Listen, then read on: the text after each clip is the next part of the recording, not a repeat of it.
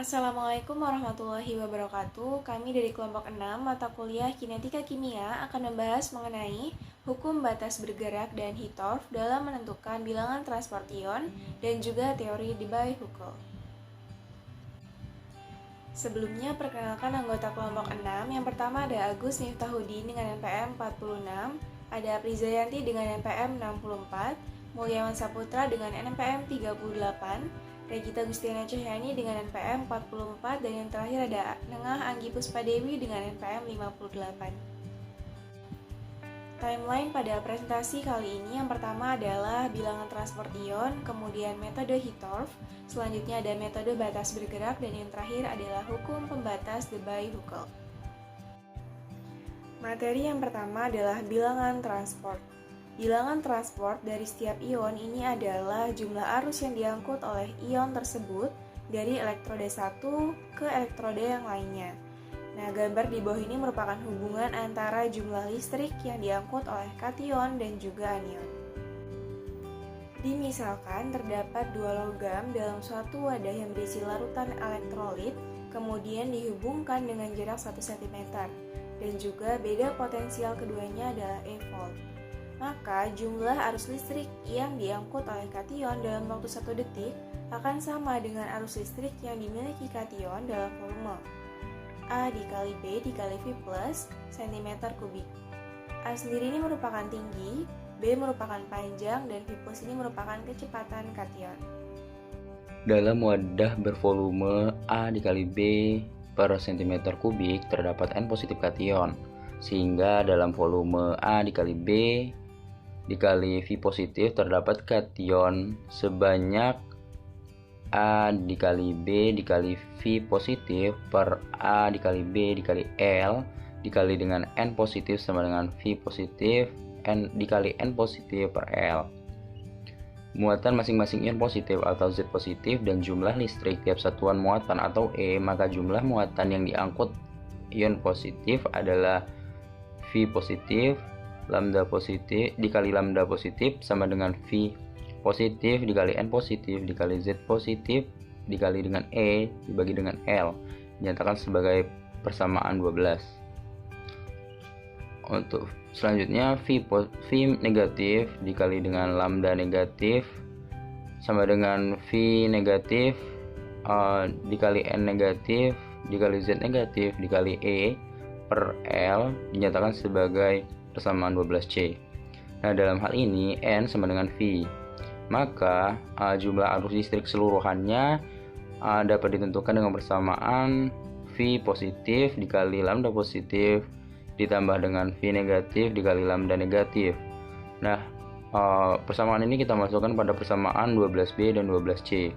Selanjutnya diperoleh jumlah arus listrik keseluruhan sama dengan N positif dikali Z positif dikali E dikali V positif ditambah V dibagi dengan L.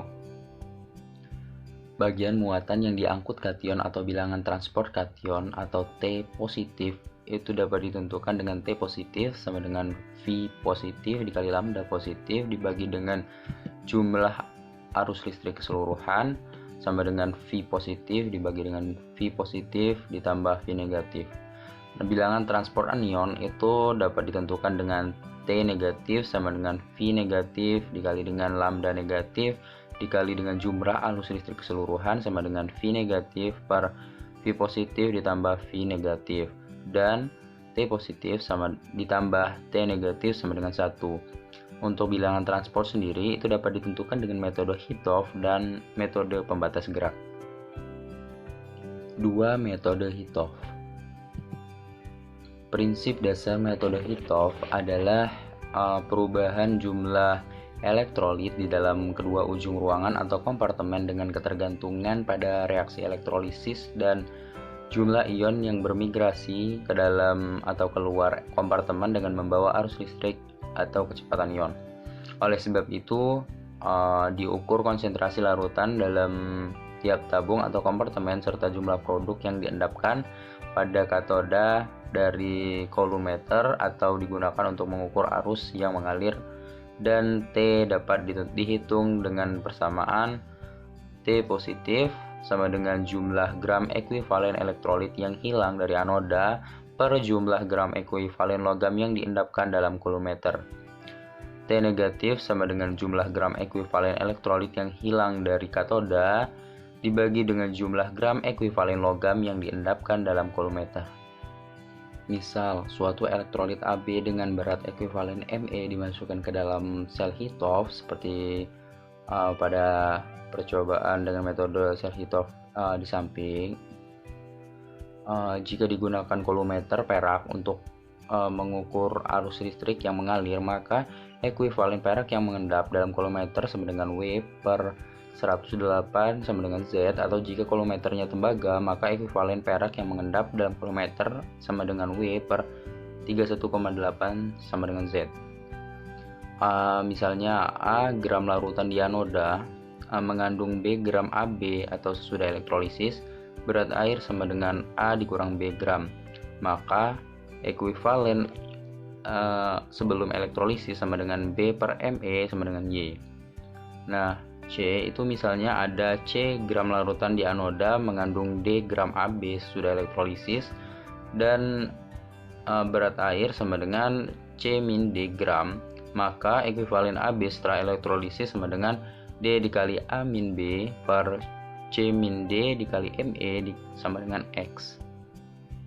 Sehingga dalam hal ini akan terdapat dua kasus. Kasus yang pertama, jika larutan elektroda iner digunakan dalam Hitov, penurunan konsentrasi di anoda sama dengan Y min X, maka Ta positif sama dengan Y min X per Z.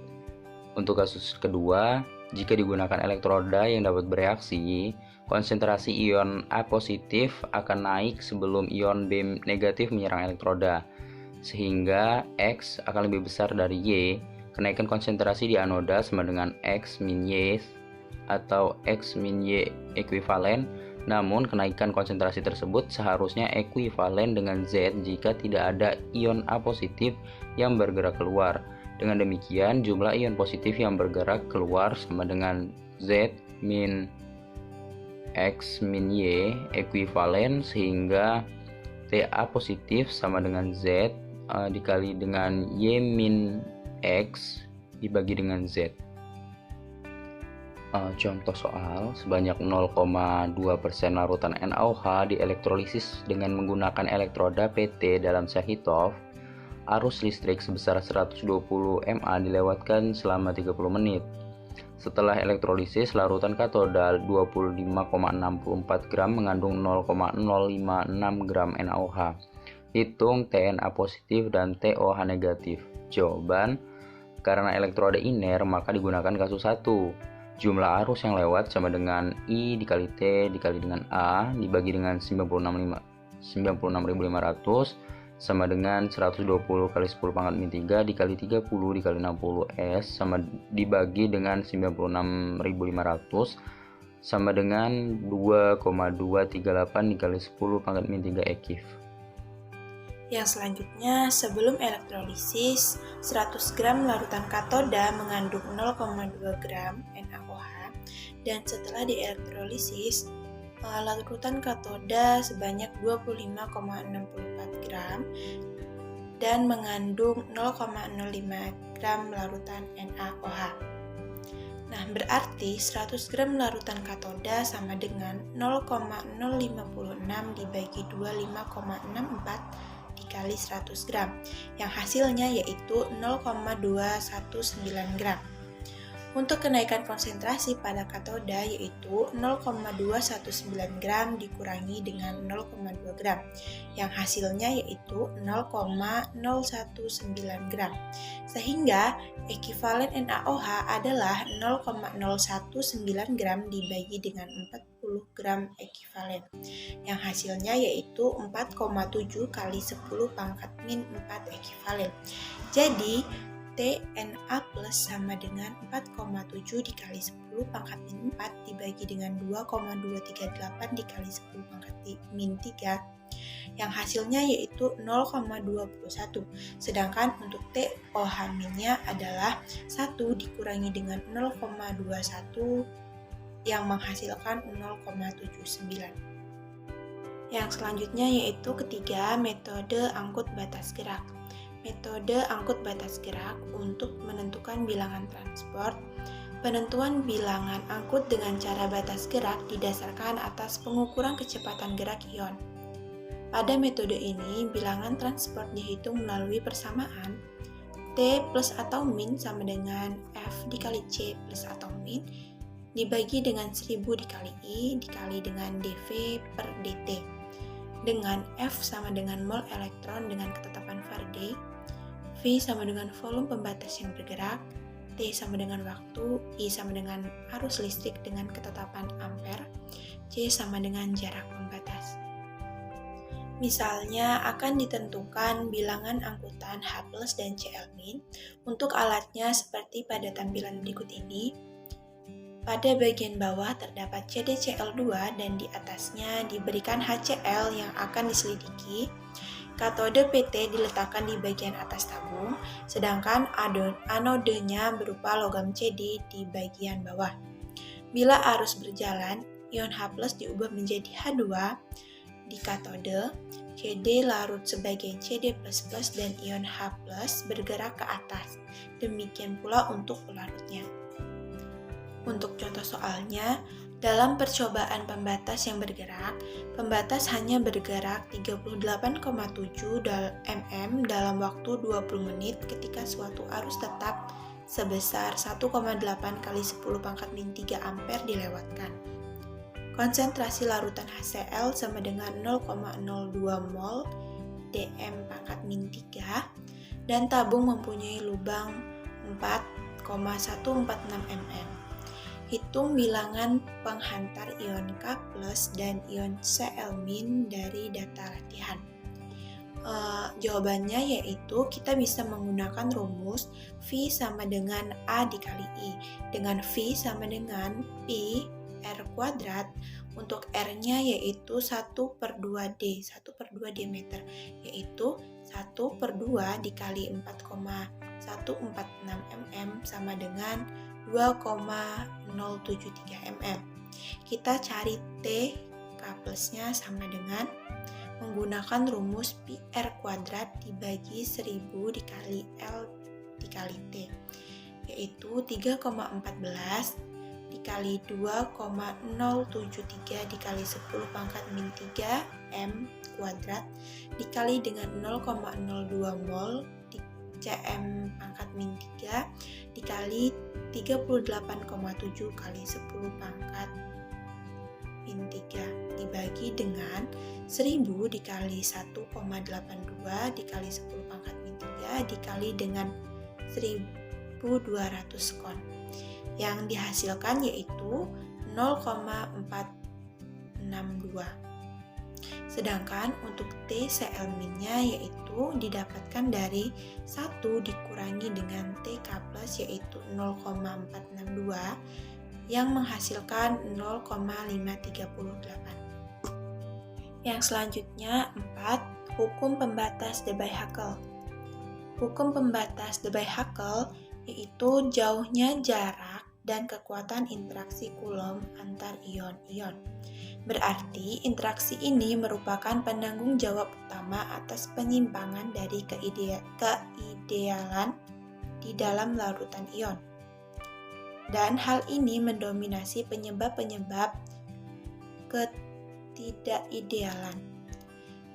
Dominasi ini adalah dasar teori Debye-Hückel dari larutan ion yang ditemukan oleh Peter Debye dan Erich Hückel pada tahun 1923. Baik, yang selanjutnya disajikan gambar seperti di samping. Gambar ini menekankan teori Debye-Hückel, di mana ada kecenderungan ditemukannya anion di sekitar kation dan kation di sekitar anion. Distribusi muatan bukan nol bulat rata-rata di sekitar sebuah ion disebut atmosfer ionik. Karena ion-ion yang muatannya berlawanan saling tarik-menarik, maka kation dan anion tidak terdistribusi secara seragam di dalam larutan. Anion lebih mungkin ditemukan di dekat kation dan sebaliknya seperti gambar yang telah disajikan. Secara keseluruhan, muatan larutan adalah netral, tetapi Di dekat ion tertentu ada kelebihan ion lawan, yaitu ion-ion yang muatannya berlawanan. Dirata-ratakan pada saat tertentu lebih banyak ion lawan yang melewati ion tertentu daripada ion sejenisnya. Dan ion-ion ini bergerak ke segala arah. Kabut bulat yang dirata-ratakan pada suatu selang waktu di sekeliling ion tertentu ini mempunyai muatan neto yang sama dengan ion sentralnya, tetapi tandanya berlawanan, dan disebut juga atmosfer ionik. Energi kemudian juga potensial kimia ion sentral tertentu turun karena adanya interaksi Coulomb dengan atmosfer ioniknya. Penurunan energi ini tampak sebagai selisih antara fungsi Gibbs G dan nilai ideal G dari larutan sehingga dapat ditunjukkan dengan rumus RT ln gamma plus minus. Model ini menghasilkan informasi lanjutan atau ungkapan bahwa pada konsentrasi sangat rendah, koefisien aktivitas dapat dihitung dari hukum pembatas di Hubble, yaitu log gamma plus minus sama dengan min konsentrasi Z plus kali Z min dikali AL pangkat 1/2, dengan A sama dengan 0,509 per mol kilogram 1 pangkat 1/2 untuk larutan encer pada temperatur 25 derajat Celcius yang umumnya A bergantung pada daya hantar relatif dan temperatur, dan L adalah kekuatan ionik larutan. Maka dapat rumus L sama dengan 1/2 sigma I kali ZI pangkat 2 kali MI. ZI adalah bilangan muatan ion L dan MI adalah molaritasnya. Kekuatan ion sangat bervariasi. Jika kita membahas larutan ion, jumlahnya meliputi seluruh ion yang ada di dalam larutan. Untuk dua jenis ion dengan molaritas M+ dan M- didapat rumus L sama dengan 1/2 dikali M+ dikali Z pangkat 2 plus ditambah M- dikali Z pangkat 2 min. L menekankan pada muatan ion-ion karena bilangan muatannya berlaku sebagai kuadratnya. Disajikan tabel 10.3 kekuatan ionik dan molaritas L K kali M. Kita dapat melihat contohnya, kita melihat kekuatan ionik larutan M2 kali X3 dengan molaritas M yang memberikan ion M3+ kali X2+ kepada larutan adalah 15. Sebagai contoh, perkiraan koefisien aktivasi ion rata-rata dari 0,00500 mol kg/1 KCl aqueous pada temperatur 25 derajat Celcius. Untuk penyelesaiannya, untuk elektrolit dengan min 1,1 yang terdisosiasi sempurna, konsentrasi Z plus sama dengan 1 dan 1 sama dengan kekuatan ion adalah L sama dengan 1/2 kali M plus M min sama dengan M. Dengan M sebagai molaritas larutan, dengan M plus sama dengan M min sama dengan M. Sehingga dalam hal ini di perkiraan persamaan di atas yang tadi kita bahas, yaitu log gamma plus minus sama dengan min 0,0509 per mol kilogram min 1 dalam kurung pangkat 1/2 kali 0,0500 mol kilogram min 1 pangkat 1/2 sama dengan min 0,0360. Oleh karena itu, log gamma plus minus sama dengan 0,920. Selanjutnya, nama hukum pembatas diberikan kepada persamaan lima di atas dengan alasan yang sama seperti untuk gas. Larutan ion dengan mobilitas sedang mungkin dapat mempunyai koefisien aktivitas yang berbeda dengan nilai yang dihasilkan dari persamaan. Tetapi semua larutan diharapkan sesuai di dalam limit molaritas rendah yang berubah-ubah. Beberapa nilai eksperimen dari koefisien aktivitas aktivasi garam-garam dengan berbagai jenis valensi dihimpun dalam tabel berikut. Tabel di samping, kita dapat melihat pada tabel 10.4 koefisien aktivitas rata-rata dengan air pada suhu 298 derajat Kelvin. Kita dapat melihat pada tabel ini. Perhatikan gambar 10.2 berikut. Gambar di samping memperlihatkan alur dari beberapa nilai tersebut terhadap I pangkat setengah dan membandingkannya dengan garis lurus teoritis yang dihitung dari persamaan 5. Kesesuaian pada molalitas rendah atau kurang dari 0,01 sampai 0,001 mol per kilogram bergantung pada jenis muatan. Sangat mengagumkan dan bukti-bukti yang dipercaya mendukung model ini. Walaupun demikian, penyimpangan dari kurva teoretis di atas molalitas ini besar dan menunjukkan bahwa perkiraan ini hanya sahih pada konsentrasi sangat rendah. Jika kekuatan ion larutan terlalu tinggi agar tercapai kesahihan hukum pembatas itu, maka ternyata koefisien aktivasi dapat diperkirakan dari hukum Debye-Hückel yang diperluas.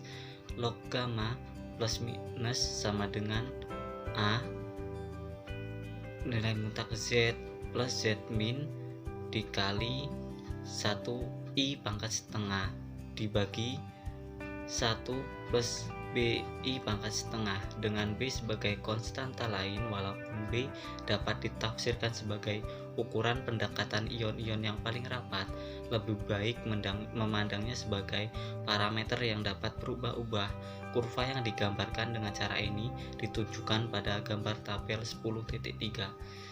Hukum Debye-Hückel yang diperluas memberikan persesuaian molalitas yang lebih luas, seperti diperlihatkan di sini untuk elektrolit 1,1, tetapi pada molalitas lebih tinggi, hukum ini tidak sesuai lagi. Jelas bahwa persamaan 7 menerangkan beberapa koefisien pada larutan encer di dalam jarak sedang, atau sampai sekitar 0,1 mol per kilogram. Walaupun demikian, koefisien aktivitas ini sangat buruk di dekat 1 mol per kilogram, dan pada molalitas ini tak ada teori mutakhir yang dapat menerangkannya. Kemudian selanjutnya yaitu kesimpulan. Bilangan transport dari setiap ion adalah jumlah arus yang diangkut oleh ion tersebut dari elektroda yang satu ke elektroda lainnya. Prinsip dasar metode Hittorf adalah perubahan jumlah elektrolit di dalam kedua ujung ruangan atau kompartemen dengan ketergantungan pada reaksi elektrolisis dan jumlah ion yang bermigrasi ke dalam atau keluar kompartemen dengan membawa arus listrik atau kecepatan ion. Penentuan bilangan angkut dengan cara batas gerak didasarkan atas pengukuran kecepatan gerakan ion. Pada metode ini, bilangan transport dihitung melalui persamaan T plus minus sama dengan F dikali C plus minus dibagi 1000 dikali I dikali D kali V dibagi D kali T. Jauhnya jarak dan kekuatan interaksi Coulomb antara ion-ion berarti interaksi ini merupakan penanggung jawab utama atas penyimpangan dari keidealan di dalam larutan ion, dan hal ini mendominasi penyebab-penyebab ketidakidealan merupakan dasar teori Debye-Hückel dari larutan ion yang ditemukan oleh Peter Debye dan Erich Hückel pada tahun 1923. Jika kekuatan ion larutan terlalu tinggi agar tercapai kesahihan hukum pembatas itu, maka ternyata koefisien aktivasi dapat diperkirakan dari hukum Debye-Hückel yang diperluas. Log gamma plus minus sama dengan A nilai mutak Z plus Z min dikali 1 I pangkat setengah dibagi 1 plus BI pangkat setengah dengan B sebagai konstanta lain, walaupun B dapat ditafsirkan sebagai ukuran pendekatan ion-ion yang paling rapat, lebih baik memandangnya sebagai parameter yang dapat berubah-ubah. Kurva yang digambarkan dengan cara ini ditunjukkan pada gambar tabel 10.3. Hukum de Broglie-Haskell yang diperluas memberikan persesuaian molalitas yang lebih luas, seperti diperlihatkan di sini untuk elektrolit 1,1, tetapi pada molalitas lebih tinggi, hukum ini tidak sesuai lagi. Sekian presentasi dari kelompok kami, kurang dan lebihnya kami mohon maaf. Terima kasih. Wassalamualaikum warahmatullahi wabarakatuh.